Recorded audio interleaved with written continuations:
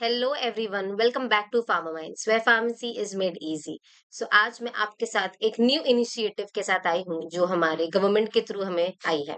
तो बेसिकली आज मैं ये अपडेट जो है prime minister early career research grant उसके रिलेटेड आपकी आज की अपडेट है।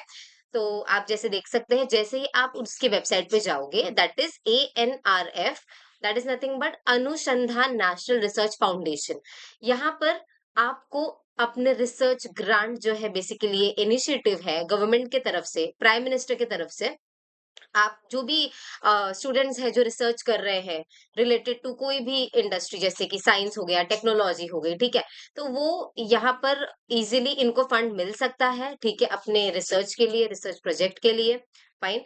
सो अब हम देखते हैं कि prime minister early career research grant का ऑब्जेक्टिव क्या है, नेचर और ड्यूरेशन क्या है, ये सारी चीजें और डिटेल्स हम वन बाय वन देखेंगे। फाइन। तो पहले तो ऑब्जेक्टिव हम देख लेते हैं। अनुसंधान नेशनल रिसर्च फाउंडेशन, ये जो है रिसेंटली एस्टेब्लिश किया गया है इन 2023। ठीक है। ये बेसिकली जो भी स्टूडेंट्स है जो रिसर्च कर रहे हैं, ठीक है, उनको फंड्स देने के लिए, फंड्स प्रोवाइड करने के लिए है, ताकि जो भी उनका रिसर्च का प्रोसेस है वो स्मूथली जाए, ठीक है, और उनको कोई भी प्रॉब्लम्स ना फेस करनी पड़े। तो यहाँ पर आपको फंडिंग मिलने वाली है, ठीक है। तो ये एक बहुत अच्छा इनिशिएटिव है by the government to the people, ताकि हमारे इंडिया में रिसर्च एंड डेवलपमेंट होता रहे एंड बहुत सारे न्यू टेक्नोलॉजीज या न्यू सॉल्यूशंस जो है हमें मिल सके थ्रू द रिसर्च। ठीक है। अब हम नेचर एंड ड्यूरेशन देखते हैं। तो यहाँ पर अगर आप देखते हैं नेचर एंड ड्यूरेशन में, तो रिसर्च जो आपको ग्रांट मिलेगा ना, आपको 60 लाख रुपीस का मिलेगा, प्लस ओवरहेड और भी एक्स्ट्रा चार्जेस जो भी आपको लगेंगे रिसर्च करते टाइम, वो भी आपको मिल सकता है, but for a period of 3 years. ठीक है। तो अब नेक्स्ट हम देखते हैं कि the measures for ease of doing research include flexibility to utilise the resources. Fine. फिर आप देखते हैं international travel for project related activities also permitted. तो आपका भी जब भी आप कुछ रिसर्च कर रहे हो, या फिर आपको अगर इंटरनेशनल ट्रैवल भी करने की जरूरत पड़ सकती है उस टाइम पे, तो उस टाइम पे भी यहाँ पर वो परमिशन आपको मिल जाएगी। ठीक है। फिर maximum of 700 grants will be awarded per year across all the subject areas. ठीक है। तो 700 ग्रांट्स आपको मिल सकते हैं, ठीक है, अक्रॉस बहुत सारे सब्जेक्ट एरियाज जो है यहाँ पर दिया हुआ है। ठीक है। बट अभी हमें ये नोट करने की जरूरत है, a one time relaxation of the following eligibility criteria is recorded.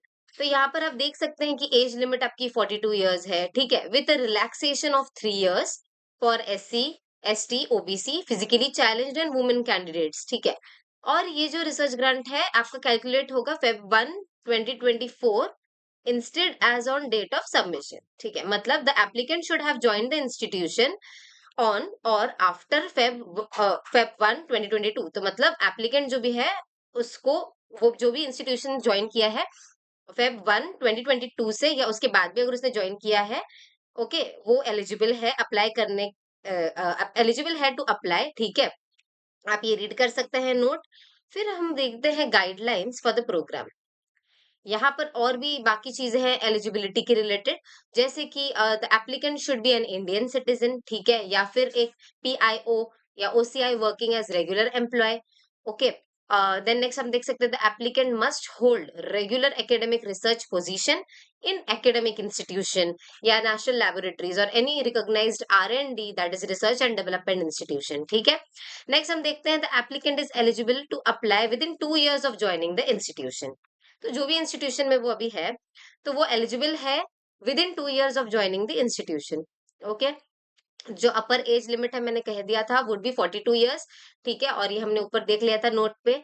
फिर यहाँ लिखा है research associates, post doctorates and AD HOC faculties, guest faculties, ठीक है, ये सारे जो भी है, राइट, आर नॉट एलिजिबल। ठीक है। ये जो भी है कंसल्टेंट या प्रोजेक्ट फेलोज जो है या फैकल्टी मेंबर्स जो भी है, वो एलिजिबल नहीं है इसे अप्लाई करने के लिए। ठीक है। तो आप यहाँ देख सकते हैं एलिजिबिलिटी क्राइटेरिया में आप फिट होते हो या नहीं होते हो। Then mode of application and selection. तो यहाँ पर the call for applicant will be notified through website www.anrfonline.in। तो जो भी एप्लीकेशन होगा आपको सबमिट करना है ऑनलाइन। ठीक है। यहाँ पर आप देख सकते हैं selection will be based on recommendation of expert committee only. Fine. अब termination and transfer of the project के भी कुछ टर्म्स एंड कंडीशंस दिए हुए हैं, आप यहाँ पर गो थ्रू कर सकते हैं नीचे डिटेल्स। ठीक है। फिर अदर कंडीशंस भी आप देख सकते हैं कि any applicant an applicant is eligible to apply only one proposal during a call. तो एक ही प्रपोजल आपको मिलेगा, ठीक है। आप घड़ी घड़ी नहीं वो कर सकते हैं ग्रांट, मतलब आपको घड़ी घड़ी ग्रांट नहीं मिल सकता, एक ही बार मिलेगा। फिर extension of the project tenure is not permitted, ठीक है। तो आपको सिर्फ 3 साल तक ही ग्रांट मिलेगा, उससे ज्यादा आप एक्सटेंड नहीं कर सकते उसे। देन आगे हम देखते हैं हाउ टू अप्लाई। तो आपको अप्लाई कैसे करना है, ये सारी चीजें दिए। देखिए, एप्लीकेंट शुड रजिस्टर, पहले जो भी पोर्टल है ANRF का, वहां पर आपको रजिस्टर करना है, ठीक है। यहाँ पर लिंक भी दी हुई है, आप यहाँ इजीली रजिस्टर कर सकते हैं। ओके। फिर आपको फिल इन मैंडेटरी फील्ड्स जो भी है, ठीक है। बायोडेटा हो गया, photo, institute address etcetera. Then, some of the details of the proposal like project title, project summary, keywords, जैसे हम एक रिसर्च भेजते हैं, राइट, रिसर्च आर्टिकल भेजते हैं, उसमें भी सारी चीजें लिखी होती है।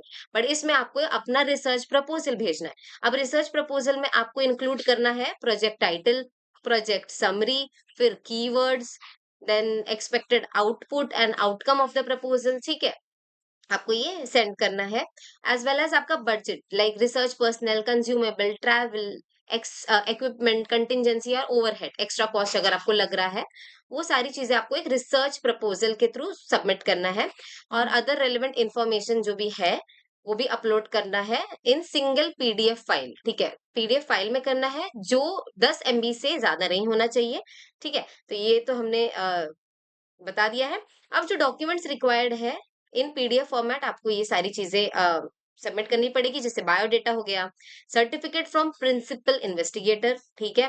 फिर endorsement letter from head of institution, as proof certificate होगा, कैटेगरी सर्टिफिकेट होगा, एंड एट द लास्ट होगा प्लेगरिज्म अंडरटेकिंग, ठीक है। तो आपको अपना जो भी प्रपोजल ये करो तो प्लेगरिज्म आपको चेक करनी पड़ेगी, और इसकी अंडरटेकिंग आपको चेक करके अंडरटेकिंग आपको फिल करनी है, ठीक है। नेक्स्ट हम आते हैं FAQs में, that is frequently asked questions.